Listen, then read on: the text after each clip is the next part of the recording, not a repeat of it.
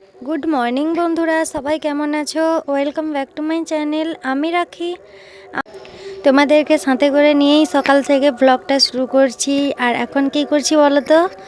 সকালবেলার জল খাবারের ব্যবস্থাটা করছি খাওয়ার জন্য। মুড়ি মাখাবো, আর আজকে কিছু বানাচ্ছি না। মুড়িটা মাখিয়ে নেব কাঁচা লঙ্কা, পেঁয়াজ আর চানাচুর দিয়ে। এটা হচ্ছে আমার হাজব্যান্ডের জন্য প্রথমে মাখিয়ে দিচ্ছি। আমি প্রথমে এখন জানো তো স্নানটা করা হয়নি আমার, তাই স্নান করতে যাব ওকে মুড়িটা মাখিয়ে দিয়ে। আর ও আজকে কোথায় যাবে, আমাদের বাইকটার একটু ডিস্টার্ব হয়েছে, তাই জন্য সার্ভিসিং করাতে নিয়ে যাবে। তাই জন্য ওকে তাড়াতাড়ি মুড়িটা মাখিয়ে দিচ্ছি। 8:30-8টার দিকে যাবে বলছে। ওকে মুড়িটা মাখিয়ে দিয়ে তাই জন্য আমি স্নানটা করতে যাব।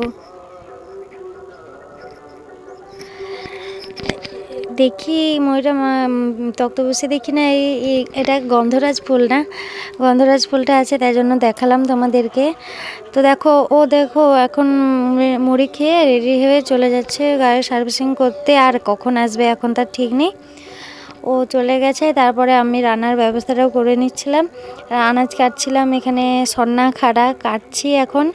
এখনও আমাদের বাড়িতে পাশে ছিল সন্না গাছে সন্না খাড়া ছিল, আমাদের নিয়ে এসেছিলো।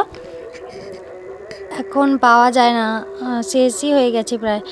আর দেখো ঘড়িতে এখন 3টে বাজে। তো আমার মেয়ে তো দুপুরে ঘুমিয়ে গেছিলো 12টার দিকে, 2টোর সময় উঠে গেছে। ও তো ওর বাবা এখনও আসেনি, আসতে দেরি হচ্ছিল। আর আজকে প্রচণ্ড রোদ বেরিয়েছে, দেখো তোমরা। এত রোদ্দুরের মধ্যে গিয়েছিল, আসতে প্রায় 2:30-3টে বেজে গেছে। এখন দুজনেই খেতে বসেছি। আজ সন্না খাড়ার আলু দিয়ে বেগুন দিয়ে তিতা রান্না করেছিলাম, আর মাছের ঝোল। এখন বিকেলবেলা হচ্ছে, স্নান করে একটু আমাদের বাড়িতে যে কাজ আছে সেটা করতে বসেছিলাম। আমাদের বাড়ির যে কাজটা বসে বসেই করতে হয়। তো তারপরে আমরা হচ্ছে যাব আজকে সন্ধেবেলা বাসন্তী পুজো দেখতে। এখন আমি আর আমার হাজব্যান্ড রেডি হয়ে গেছি, আর আমার মেয়ে ঘুমিয়ে পড়েছে, তাই জন্য ওকে নিয়ে যাব না। বাড়ির পাশেই মেলাটা দেখতে যাব, ও ঘুমিয়ে পড়েছে, ওকে তাই জন্য নিয়ে যাইনি। আমরা দুজনে গিয়েছিলাম, আর আমাদের একজন ননদ গিয়েছিল, আমরা 3জন গিয়েছিলাম। তো 2 জায়গায় ঠাকুর দেখেছি, তোমাদেরকে সবটাই শেয়ার করব কীরকম কোথায় হয়েছে। তো এটা এক জায়গার প্যান্ডেল, ইয়ংস্টার ক্লাব।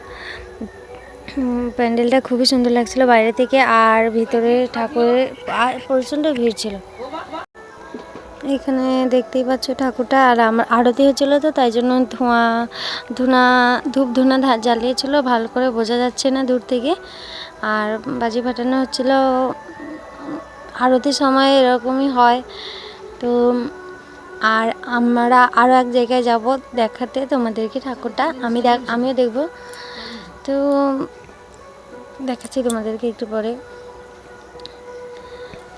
আরও এক জায়গায় গিয়েছিলাম এইখানে ঠাকুরটা দেখতে, আর এখানেও ভালো হয়েছিল। তো আজকের মতো ভিডিওটা তোমাদেরকে সঙ্গে পরে কথা হবে।